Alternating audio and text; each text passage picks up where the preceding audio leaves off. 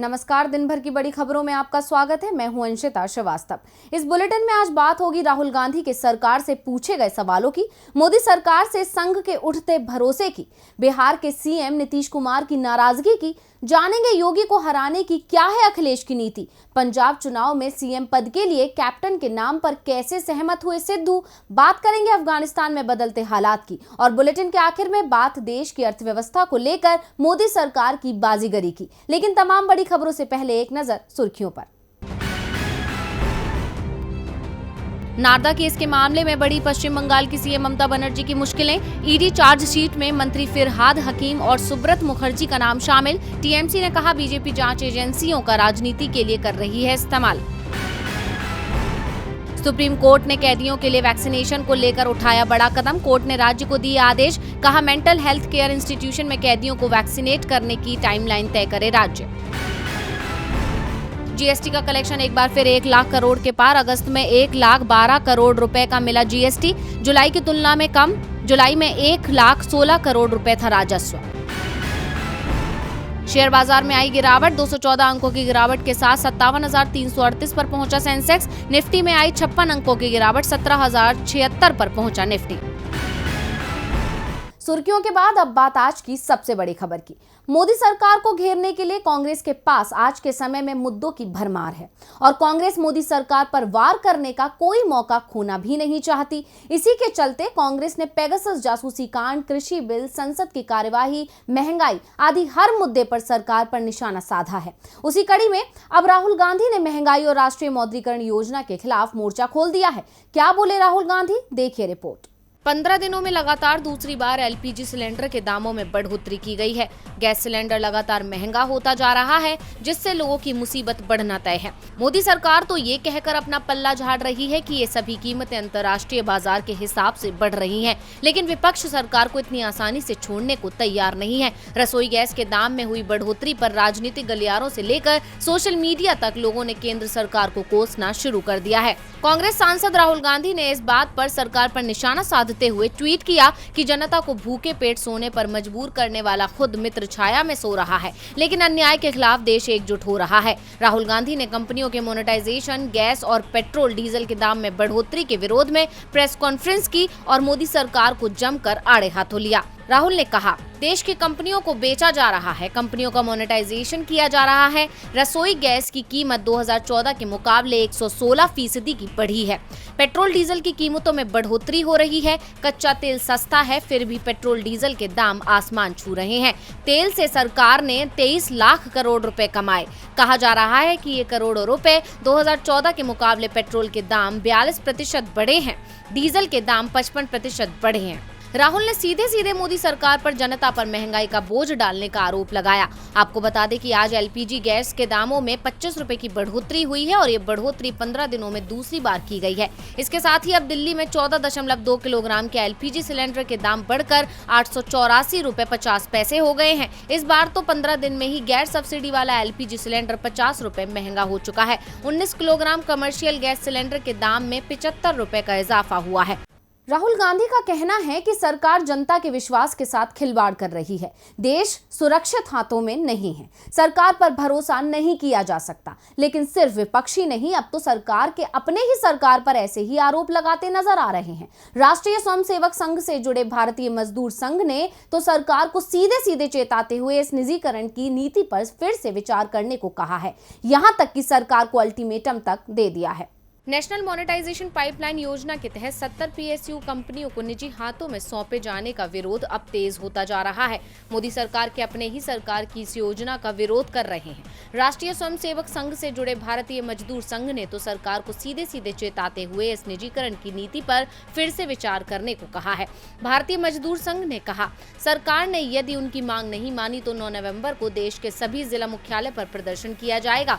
संघ ने कहा कि धन जुटाने के लिए सरकारी संस्थानों का मोनेटाइजेशन करना गन्ना बेचकर घर चलाने जैसा है। सरकार जमीनी हकीकत को देखे बगैर विशेषज्ञों की सलाह पर भरोसा कर फैसले ले रही है। मजदूर संघ कतई इस तरह के फैसले को स्वीकार नहीं करेगा। आरएसएस के संगठन ने महंगाई के मुद्दे पर भी मोदी सरकार को घेरते हुए 9 सितंबर को देशव्यापी प्रदर्शन करने का ऐलान किया। संघ का कहना है कि केंद्र सरकार की नीतियों के चलते ही महंगाई अनियंत्रित हो रही है। भारतीय मजदूर संघ के ऐलान से साफ है कि अब संघ को भी मोदी सरकार की नीतियों पर भरोसा नहीं रहा है। इसीलिए संघ भी अब सड़क पर उतर कर मोदी सरकार के खिलाफ आंदोलन की रणनीति बनाने में जुट गया है।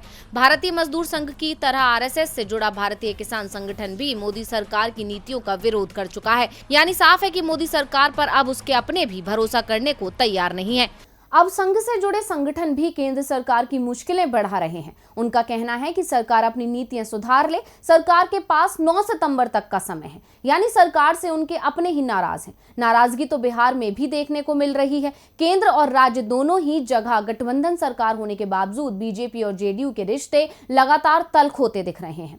जेडीयू से अब पीएम मोदी को सीधी चुनौती मिल रही है, जिससे नीतीश कुमार का सीएम पद ही मुश्किल में फंस गया है। उपेंद्र कुशवाहा लगातार सार्वजनिक मंच पर नीतीश कुमार को प्रधानमंत्री पद का उम्मीदवार बता रहे हैं। वो तो यहाँ तक बोल चुके हैं कि नीतीश पीएम पद के योग्य उम्मीदवार हैं और यदि नीतीश कुमार की योग्यता से किसी को परेशानी है तो वो परेशान होता रहे। केसी त्यागी नीतीश कुमार की तुलना तमिलनाडु के सबसे लोकप्रिय नेता रहे सी अन्नादुराई से कर रहे हैं, तो पार्टी के राष्ट्रीय अध्यक्ष को भी नीतीश कुमार सबसे योग्य नेता दिखाई दे रहे हैं। नीतीश की पीएम उम्मीदवारी के दावे ने बिहार में बीजेपी जेडीयू गठबंधन में दरारें पैदा कर दी हैं, वो भी उस समय जब बिहार में पंचायत चुनावों का ऐलान हुआ है। पंचायत चुनाव 11 चरण में होने हैं और पहले चरण के लिए 2 सितंबर से नामांकन की प्रक्रिया शुरू हो रही है। जेडीयू को चिंता है कि पंचायत चुनावों में भी यदि बीजेपी कार्यकर्ताओं ने जेडीयू के खिलाफ काम किया तो उसकी हालत विधानसभा चुनावों जैसी ही होगी, जहां पार्टी तीसरे नंबर पर पहुंच गई। वैसे पंचायत चुनाव पूरी तरह से गैर दलीय आधार पर हो रहे हैं, लेकिन राजनीतिक दलों से जुड़े नेता खुलकर इसमें हिस्सा ले रहे हैं। चुनावों पर विवाद का असर ना हो, इसलिए अब नीतीश कुमार बीजेपी को साधने की कोशिश में जुट गए हैं। नीतीश की ओर से संकेत दिए जा रहे हैं कि खुद को पीएम मटेरियल बताए जाने से वो नाराज हैं। वैसे नीतीश ने अपनी ये नाराजगी उन मंचों पर कभी भी सार्वजनिक नहीं की जहां से उनकी पीएम उम्मीदवारी के दावे किए जा रहे थे। नीतीश कुमार के बदले सुर के पीछे का मुख्य कारण 3-4 दिनों से उन्हें मिल रहे फीडबैक को माना जा रहा है। जेडीयू के अंदर ही दावा किया जा रहा है कि इस मुद्दे पर पटना से दिल्ली तक नीतीश की जो फजीहत हुई उसके लिए न केवल उपेंद्र कुशवाहा बल्कि पार्टी के वरिष्ठ नेता केसी त्यागी और राष्ट्रीय अध्यक्ष ललन सिंह को भी जिम्मेदार माना जा रहा है, क्योंकि राष्ट्रीय परिषद की बैठक में इन्हीं लोगों ने नीतीश कुमार के पक्ष में बढ़ चढ़कर दावे किए थे, जिसके बाद यह संदेश गया कि नीतीश कुमार की ओर से खुद को पीएम पद का दावेदार घोषित किया गया है। लेकिन नीतीश को जल्द ही हकीकत का अंदाजा हो गया है कि पीएम पद के फेर में कहीं उनका सीएम पद ही ना चला जाए, इसीलिए उन्होंने अपने करीबी नेताओं को बयानबाजी से दूर रहने के निर्देश दिए हैं। पीएम पद के फेर में नीतीश कुमार का सीएम पद जा सकता है। नीतीश को भी इसका एहसास हो गया है, इसीलिए अब वो बीजेपी को खुश करने की कोशिश कर रहे हैं, क्योंकि उनकी सरकार बीजेपी के सहयोग पर ही टिकी हुई है। सत्ता सबको प्यारी है और यदि समय चुनाव का हो तो नेताओं की सक्रियता भी बढ़ जाती है। उत्तर प्रदेश में यही देखने को मिल रहा है। चुनाव करीब है तो सभी दल सक्रियता बढ़ा रहे हैं, लेकिन इसमें सपा की साइकिल कुछ ज्यादा तेज चलती दिख रही है। उत्तर प्रदेश में अगले साल होने वाले विधानसभा चुनाव समाजवादी पार्टी के लिए लिटमस टेस्ट की तरह है। 2022 उत्तर प्रदेश विधानसभा चुनाव अखिलेश यादव के लिए किसी अग्नि परीक्षा से कम नहीं है। ऐसे में सपा ने यूपी में अपनी जीत का परचम लहराने के लिए अपनी कमर कस ली है। सपा इस बार कुछ अलग प्लानिंग के साथ मैदान में उतर रही है, जिसमें सपा की जनाक्रोश यात्रा और जनादेश यात्रा अहम मानी जा रही है।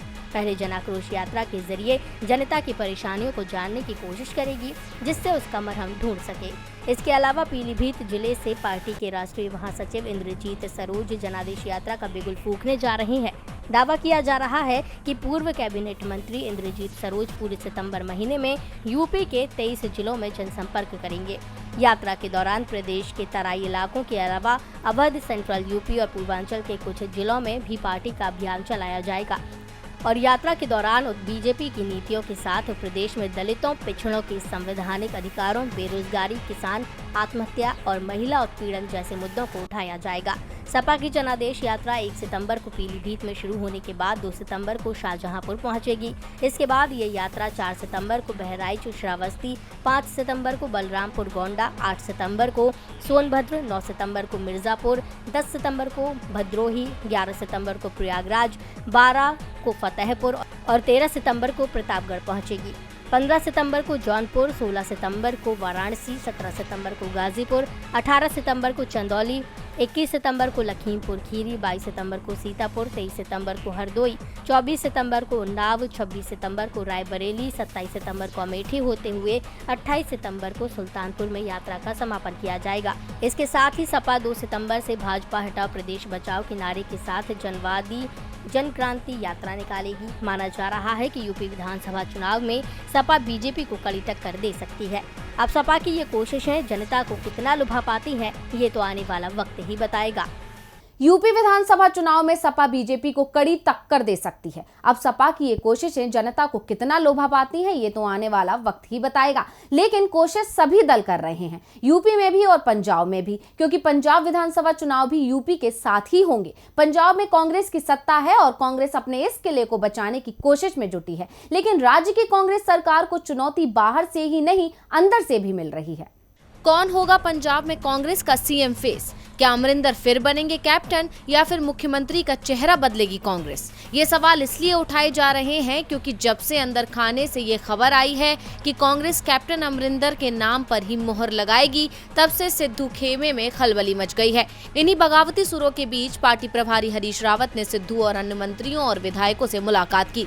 सिद्धू खेमे के मंत्रियों ने फिर से पंजाब में नेतृत्व बदलाव करने की मांग उठाई। इस पर रावत ने 2 टूक कहा कि यह बदलाव का नहीं, संगठन को मजबूत करने का समय है। दरअसल पंजाब कांग्रेस के अध्यक्ष पद पर नवजोत सिंह सिद्धू की नियुक्ति के बाद लगातार सिद्धू और उनके खेमे के मंत्री विधायक अपनी ही सरकार के खिलाफ बयान दे रहे हैं। हाल ही में सिद्धू खेमे की ओर से पंजाब में नेतृत्व परिवर्तन किए जाने की मांग जोर शोर से की जा रही है। पंजाब कांग्रेस में फिर से शुरू हुए इस घमासान को सुलझाने एक बार फिर पंजाब प्रभारी हरीश रावत मंगलवार को चंडीगढ़ पहुंचे थे। इस दौरान उन्होंने सिद्धू समर्थकों की मांग को सिरे से खारिज कर दिया। पंजाब प्रभारी हरीश रावत ने सिद्धू के साथ चर्चा के बाद कहा कि चुनाव नजदीक है, इसीलिए संगठन विस्तार को लेकर चर्चा हुई है।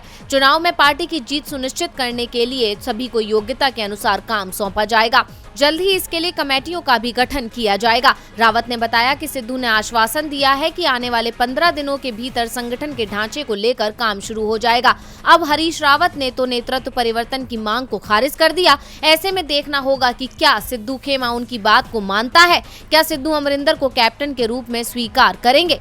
पंजाब कांग्रेस में अभी हालात सामान्य नहीं है। पंजाब चुनाव से पहले चल रही इस उथल पुथल से दिल्ली में कांग्रेस आला कमान की चिंता बढ़ी हुई है। वैसे दिल्ली की चिंता तो अफगानिस्तान को लेकर भी बढ़ी हुई है। अफगानिस्तान में लगातार हालात बदल रहे हैं। तालिबान के कब्जे के बाद से वहां अभी भी स्थिति सामान्य नहीं हो पाई है। ऐसे में भारत तालिबान से कैसे रिश्ते रखता है, इस पर सभी की नजरें टिकी हैं। साथ ही तालिबान की सरकार कैसे होगी, इस पर भी दुनिया की नजरें हैं।